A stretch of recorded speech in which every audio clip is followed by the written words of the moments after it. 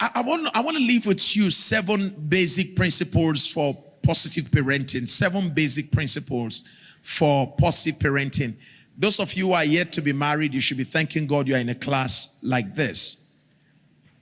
So you are not going to be learning by experience, okay? You are going into parenting with wisdom, all right?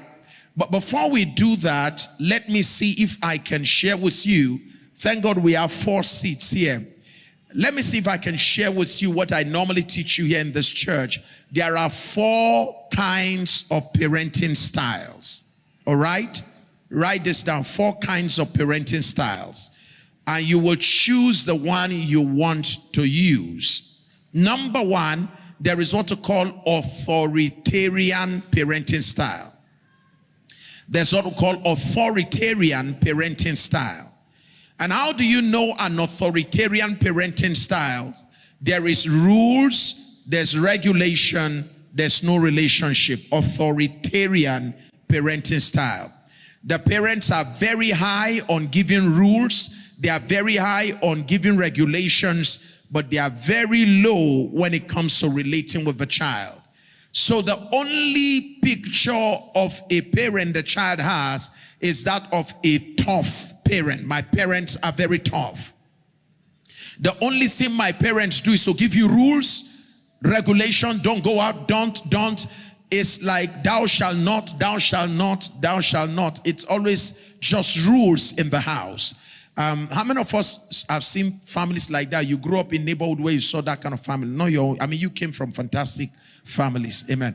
You've seen parenting style authoritarian. The children fear the parents. When your father is coming, you are afraid. The parents are feared, not loved. In authoritarian parenting style, parents are feared but not loved. It is a reason why when children leave such kind of families, they don't want to have anything again to do with their parents other than once in a while call the parents, how are you? And you can see that the conversation is very brief. Because the memory of pain that was nestled in the family where that child comes from is such that it did not create room for relationship. Okay? So we didn't have relationship when I was growing up. You want us to have relationship now that I'm old. So if there is rules and regulations, no relationship is an authoritarian parenting style. You are high on demand, but you are low on response. Meaning, you come and you tell your children, I want you to do this. And you don't care to know whether they love to do it, they can do it, they have the ability to do it, whether it's something they were even thinking about doing. You don't care how they feel, you only care about what you think and what you say. So in authoritarian parenting style, there is high demandingness. You demand so much from the children, but there is low responsiveness. You don't care about them. You really don't care about how they feel. You don't care about their thought. Stand up, sit down, run, climb, get me results. You must get all A's. You don't know whether the child likes the subject, he doesn't like the subject. There's good teaching methodology. And that's why some children, because when they think about the fact that daddy will not compromise on me coming back with anything less than an A, some children improvise new ways of achieving those goals without necessarily reading for them. So in authoritarian parenting style, now the same thing, authoritarian leadership style, authoritarian teaching style, the same thing. You are high on demands. I want you to finish this work. You must submit it by tomorrow. You don't care to know whether the children understand what they are about to do. You don't care about how they feel. You are high on demand, low on response. In the school, as a teacher, it's all about rules and regulation, no relationship. As a mentor, it's about rules and regulation, no relationship. That is an authoritarian parenting style. Number 2 is what we call indulgent parenting style. Indulgent parenting style. Okay, indulgent is I-N-D-U-L-G-E-N-T. Indulgent parenting style. This is the kind of parenting style where there are no rules, no regulation, but there's relationship. Anything the child wants, mommy gives. Anything the child wants, daddy gives. Anywhere the child wants to go, daddy allows him. Anywhere the child wants to go, mommy allows her. We don't like the child to cry. So this is the kind of family whereby children grow up manipulating parents. The moment mom dare try to say, sorry, you're not going to have that dress, then you see tantrums, okay? The child withdraws and goes into quietness. And then the mommy will now come. What is wrong with you? Nothing. Is it because of that skirt I say you're not going to have? Yes. Oh no. And then the child start crying. And the mother too will start crying. No. Don't cry, you will get it. So the child has learned a coping mechanism, which is to manipulate with tears. And this is what follows many into adult years, whereby that is still their strategy. Unfortunately, in positive intelligence, if you use that coping mechanism that you normally use to win your parents, if you use it later in marriage, it will become what you call your saboteur. It will sabotage your marriage. It will sabotage your relationship. Except the person you get married to is somebody that can be easily manipulated by the same. Otherwise, if you come to somebody who is not given to that kind of thing, you start crying, the person says, sorry, what is all these tears? When you are done crying, come and see me.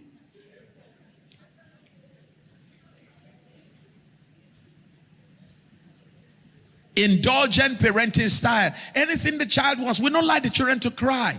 And many people who are into indulgent parenting style were people that came from authoritarian parenting style. Because when we were growing up, who are you to ever say, mommy, I like to eat egg?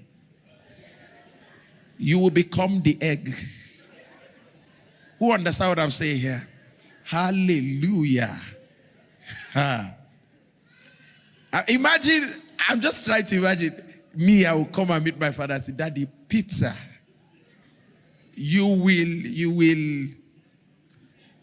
will become the pizza. You understand? So you didn't have that kind of, there's no relationship on ground, but it's a rule and regulation thing. It's a tough environment. So you couldn't do that. So many of us who came from that kind of family, we don't want our children to go through what we went through. Talk to me. So if our children come, Daddy, at the age of 12, I'd like to drive your car. No, you are very young. No, Daddy, I am not young. No, don't. You are very young. Oh, no, okay, don't cry now. Don't cry. Oh yeah, take the key.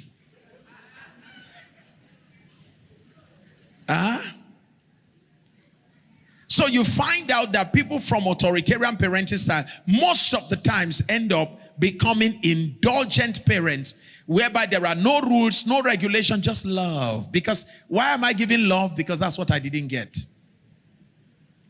So sometimes children think that parents truly love them by the way parents cuddle them, the way parents show them love, not knowing that the parents are actually using the children to get what they didn't have.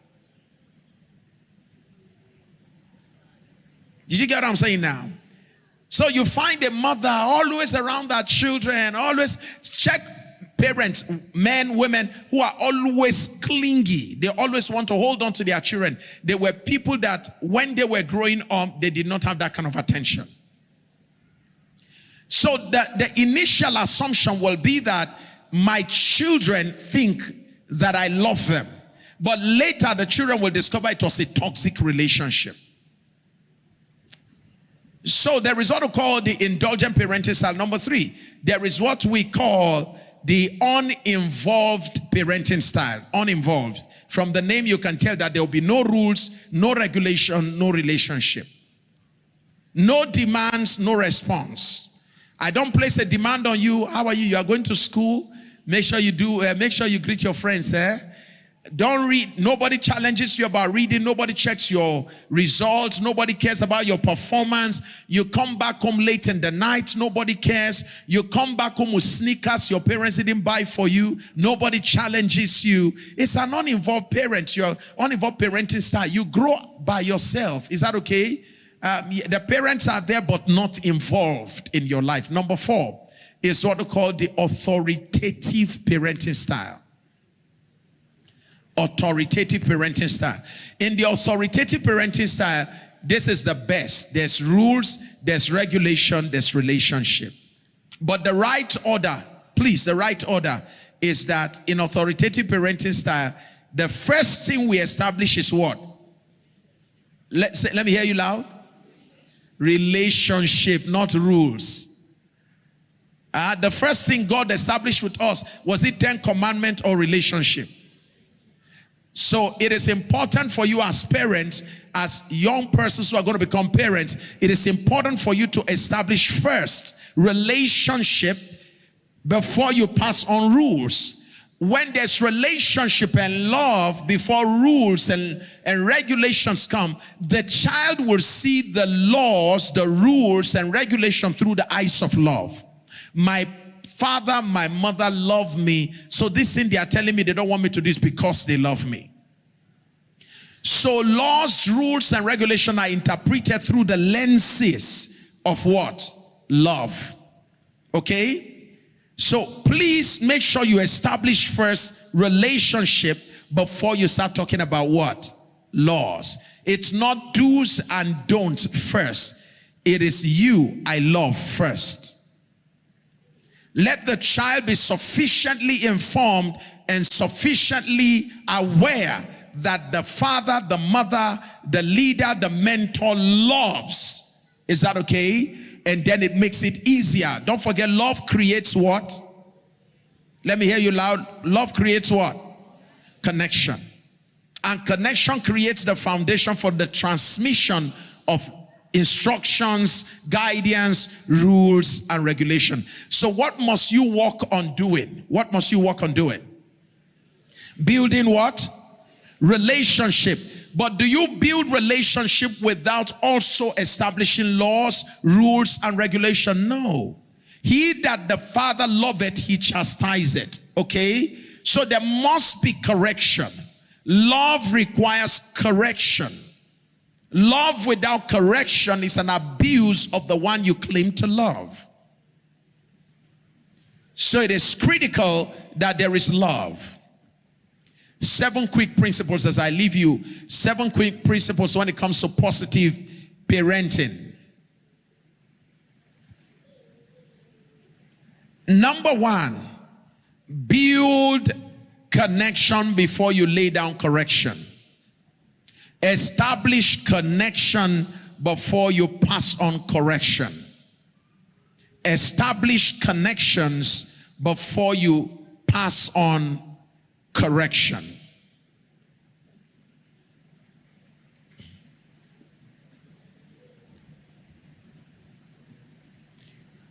Before you correct what is wrong, connect with what is going on right. Find what is right in the child's life. This is one of the reasons why Chinese people produce a lot of very successful athletes. Their coaching methodology is around your strength, not your weakness. This is the Chinese principle. Somebody was asking, how is it that, have you noticed Chinese kids, they are swimming, synchronization swimming, gymnastic, the way they are children, the way they work, it's their work ethic is something else. So somebody was asking one of their coaches, how is it that you people get to produce a lot of champions? Listen to what the coach said. The coach said, when we find a child, we don't look for what is wrong in the child. We look for what is right in the child. We look for the child's strength.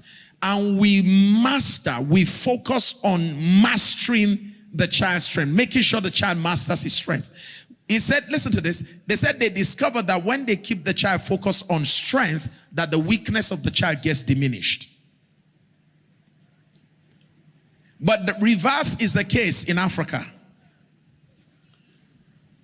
So in our schools, nobody look at the subject you are doing well at.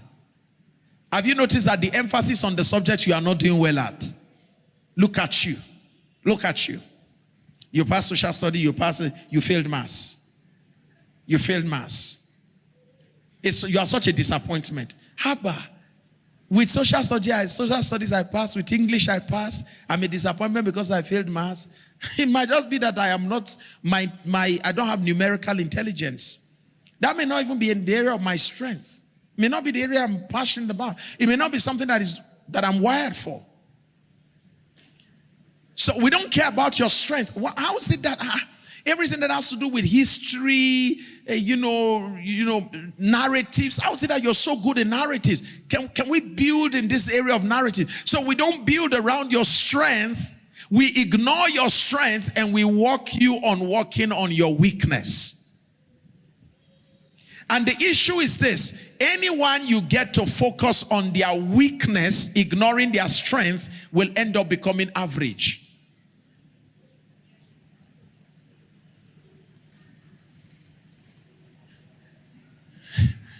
Let me ask you a question.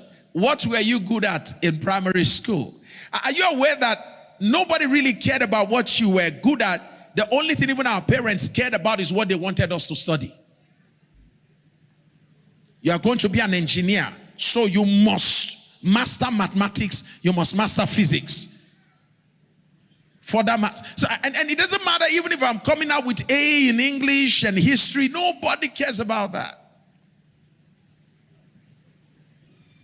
Nobody cares.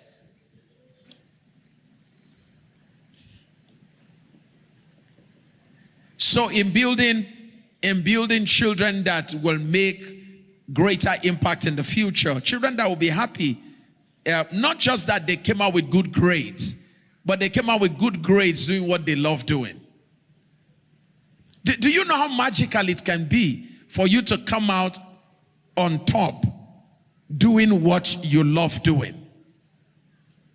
It's magical. Like me now, I went to study geology.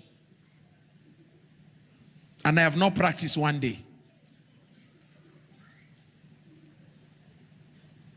I know you are feeling you are very sympathetic towards me. Don't worry, that was my life. But thank God we learned from that, so we allow our children to be different. So my own boy, he was in sciences, but but my son finished from the school, I think he was overall best art student. Science student came out overall best art.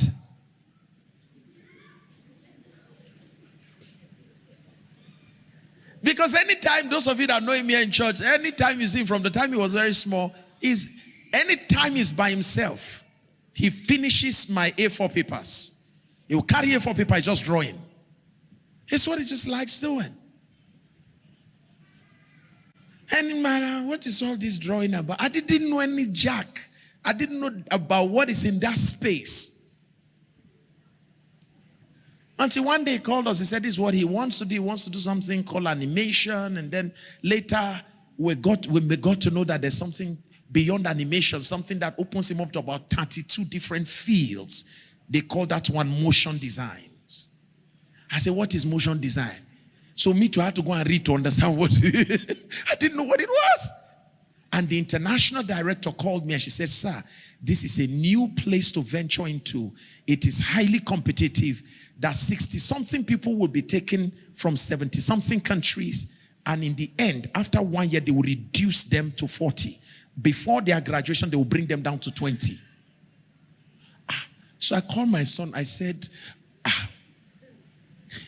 because you go school where we are hoping you'll be graduating. Final year, because they don't cut you off, you start all over with loose money. I said, no, boy, no.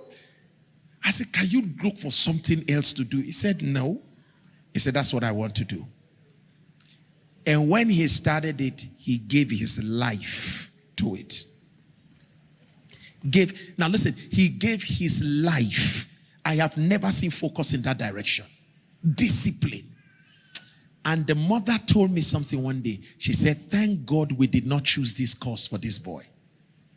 Because he would have been frustrated and he would have left. He chose it. he fought for it. Our job must be to help them find what they love. Help them find what they love. And don't be stuck in your traditional law, engineering, and medicine. Don't be stuck. Because for you, that is a job that provides security. That's why parents want us to do it.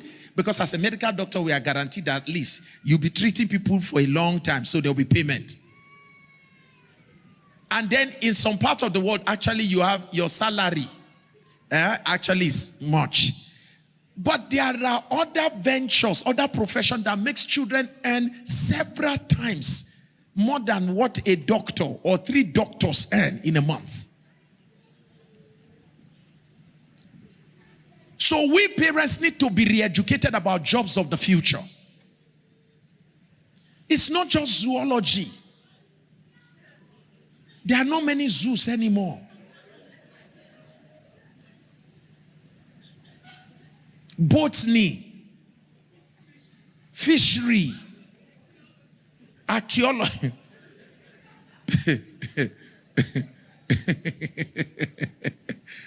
Even engineering. Go and do civil. You know those days? It must be civil engineering, building engineering. Am I correct? Have you heard about something called mechatronic engineering? These are jobs of the future. Have you heard about avionics? These are jobs of the future. So people who study civil engineering are now leaving civil engineering to go and major in some of these latest courses, robotics. New areas. But you, as a parent who doesn't know, you must go and study law. And even in law, there are new fields opening up. In the area of cybersecurity, law alone, if you go and check the spectrum of courses that a lawyer can venture into, and the pay that comes from that, whether it's data protection and securities, whether it's cyber securities and the variables that comes from that. So the traditional practice of going for litigation and all of that, if you love it, do it. If you love litigation, do litigation. But there are other ventures that have opened up for lawyers now.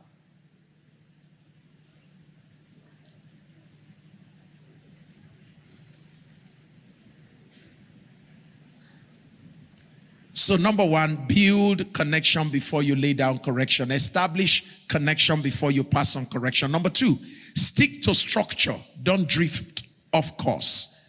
Stick to structure. Don't drift off course. Learn to create structure early around your children. It helps them later when they are grown up. You wake up this time, you sleep this time. Help them to create structure. It will help them in the future. Help your children. And stick to it. So we had a structure that ensured that our son goes to sleep 8 o'clock. 8 p.m. Even if you can't sleep, just close your eyes. Nothing, no TV, nothing. The more reason why in those early age of their life, you don't put television in their rooms. Don't think it's part of prosperity to put television in your children's room.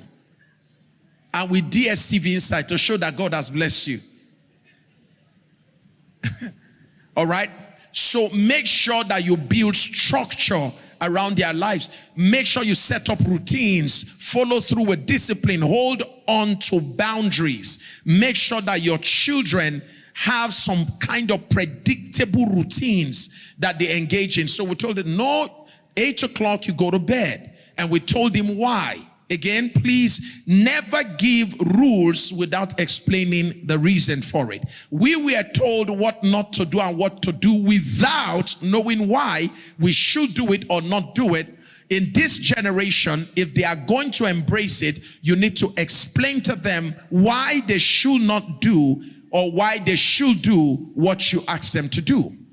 And I will never forget, Pastor Sunday and I had gone for a training. We went to California for a training. We had just returned from that training. And then I remember our professor, Professor Hernandez, was teaching us about negotiation with our children. Thank God I attended that class. As soon as I got home, I told my son, I said, go and sleep. And my son said, Daddy, can't I sleep at 10 o'clock? But thank God for that man. That class I just attended, I just remember what the man told me, negotiate. That the child has entered into the age of negotiation. So I sat him down and said, why do you want to sleep at 10? And he gave me reasons why he should sleep at 10. And I told him why he should sleep earlier than 10. And then I remember that we're told that we can come negotiate. You don't stay at his level. He doesn't come to your level. You find a middle line. So we decided to find a middle line. What did it turn out to be? 9 o'clock. And we maintained that 9 o'clock consistency until he left school. What did that do for him? When he found himself in a higher institution, he was able to self-regulate. He was able to self-regulate himself. So in building positive parenting strategy, one of the things you need to do is to stick to structure. Don't drift off course. Number 3, call out destiny. Don't just point out to mistakes.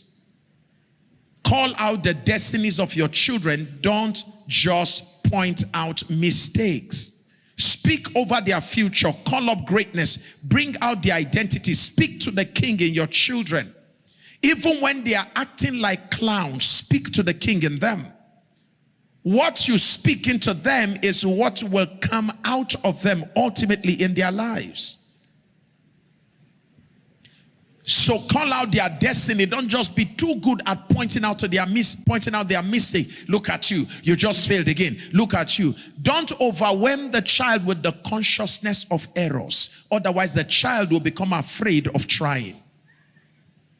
And many of us are in that situation now. You are afraid of trying because you've been overwhelmed with the consciousness of errors, the consciousness of failing. You've been overwhelmed with the consciousness of making mistakes. So today, as an adult, you find it difficult to take bold steps and do amazing things in your life because from the time you were small, you were always being reprimanded, you were always being abused, you were being demeaned for making mistakes. So you fear making mistakes because of the consequence that always comes with it. Number 4, because of our time, model the way, don't just talk the talk. In positive parenting, it is clearly important for you to model the way. Children learn by what they see you do, not so much of what you say to them. So they are watching you, and make sure that you want to make sure they see the right things to model their lives after. The boys growing up under you will watch how you treat their mom in order to decide how they treat females on campus. So if your son goes to start beating women in school, it's because he saw daddy doing that at home in most cases. All right? So if you don't want your children to go to school and be beating up other people's children, you don't want to model that before them. It's not about telling them don't beat anybody. It's about what do you show them when they were with you at home. So don't just say it, show it. Model the way before them. In positive parenting, you are the example. You are the example. Number 5, listen before you speak out.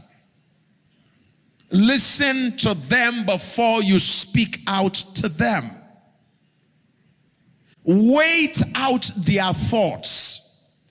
Lean in when they are talking. Lean in. Pick up their emotions. Give them attention. Learn to listen to not just the words they are speaking, but give enough attention to pick up what they are not even saying.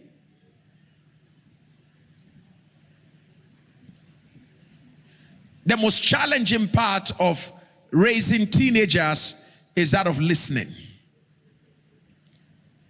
So my son will call me and, Dad, I just want to talk with you. And usually, sir, this is 12 midnight. That's when he's free to call. 1 a.m. Sometimes he wants to call me. And then when he calls, the next thing he wants to do is just want to start talking about school, what has happened in school. And I'm just quiet. And he's just talking. He can go on like that for 45 minutes. Sometimes 1 hour, just venting.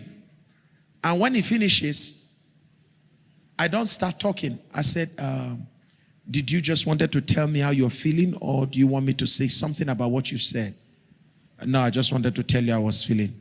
All right, thank you. Are you okay now? Or you still want to say something? No, I'm all right. Okay, so you can go and sleep. I said, okay, I can go and sleep?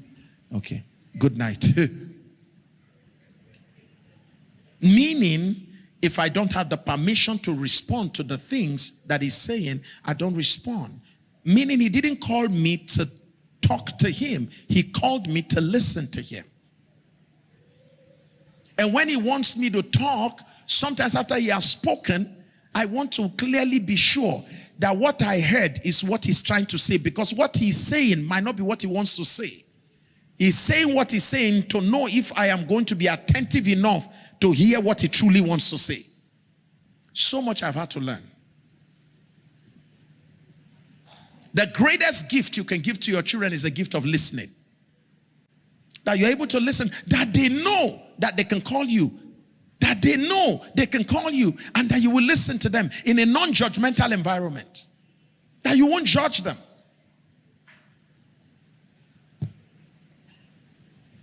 Because listening de-escalates tension and deepens connection. When you listen, you deepen connection. All right? Number 6. Is that correct? All right, number 6. Follow through with fairness, not fear. Follow through with fairness, not with fear.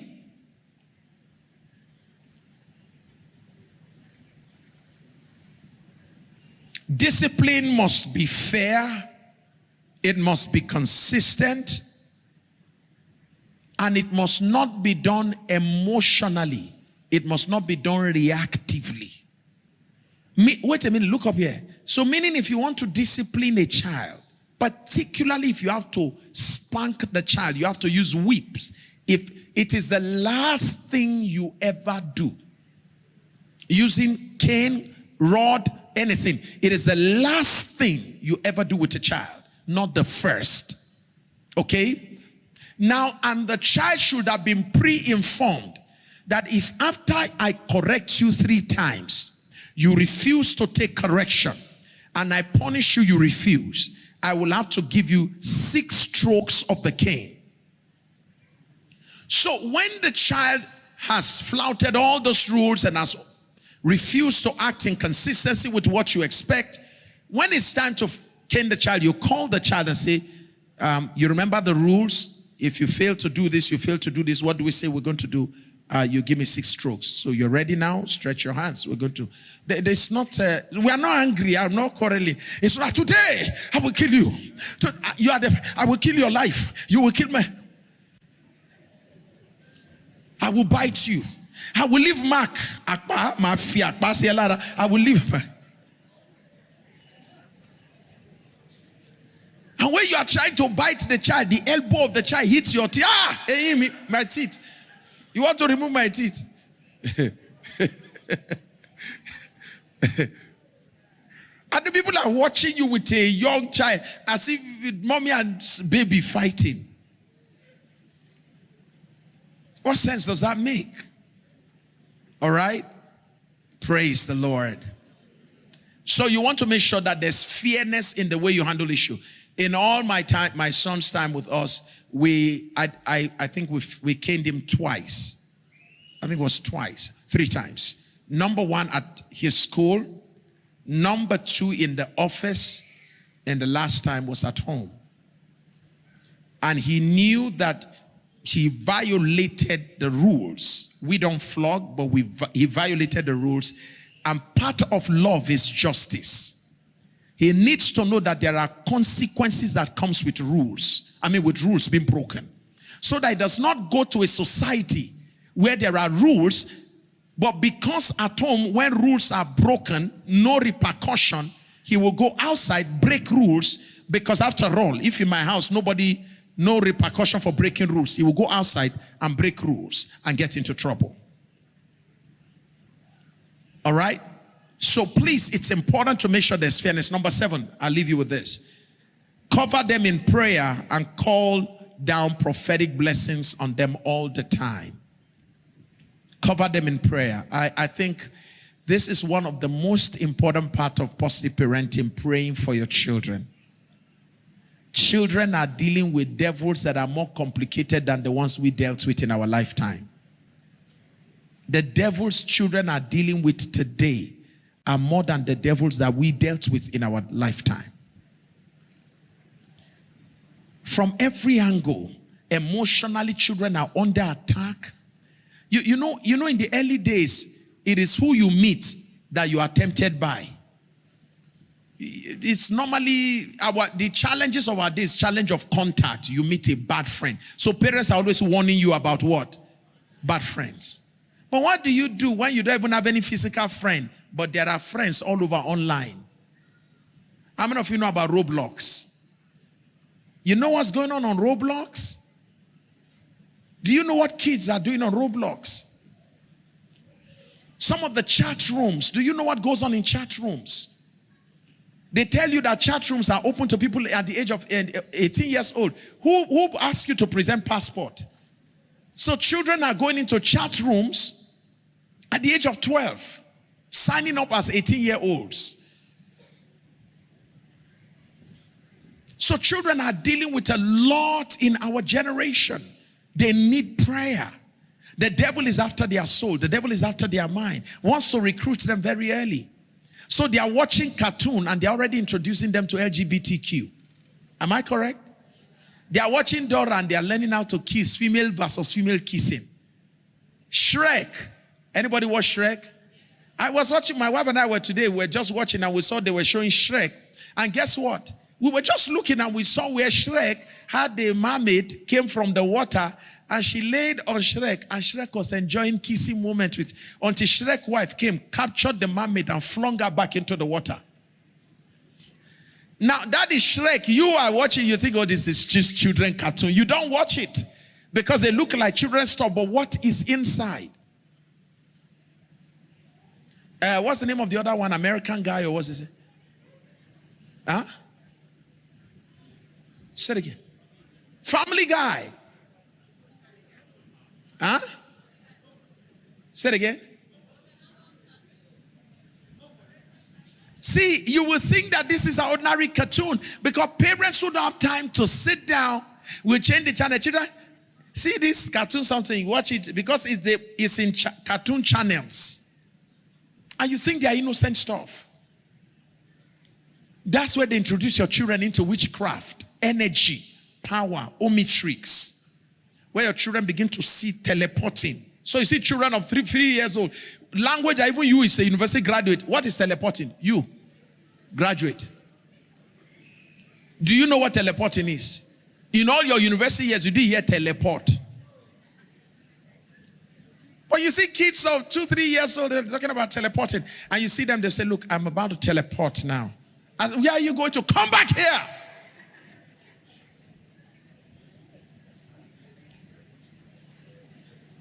Let's keep our children in prayer. And great will be our peace. Thank you so much. God bless you.